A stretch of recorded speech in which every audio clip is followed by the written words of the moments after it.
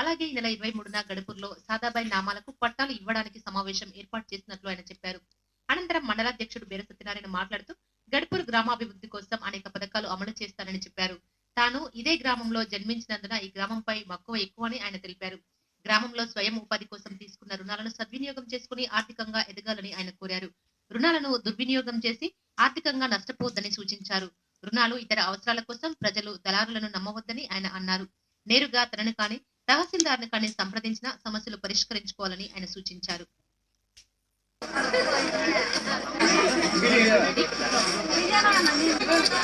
నేను వాళ్ళతో పాటు మరి గడుపూరు గ్రామ పంచాయతీలో నాయకత్వ వాళ్ళు కూడా ఉంటారు.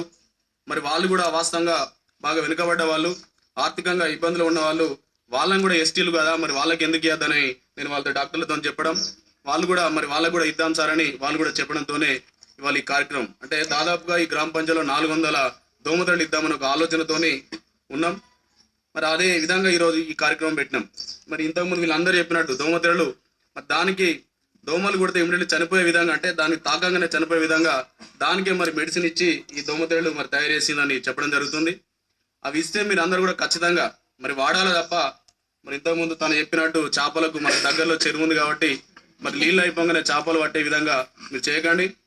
అదేవిధంగా తెలంగాణ రాష్ట్రం వచ్చిన తర్వాత మీరు గతంలో ఉన్న మరి పార్టీల నాయకులు కానీ పార్టీలు కానీ అప్పుడున్న ప్రజాప్రతినిధులు కానీ గడుపూరు గ్రామ పంచాయతీకి నాకు తెలిసి ఒక లోన్ కూడా వచ్చిన సందర్భం లేదు.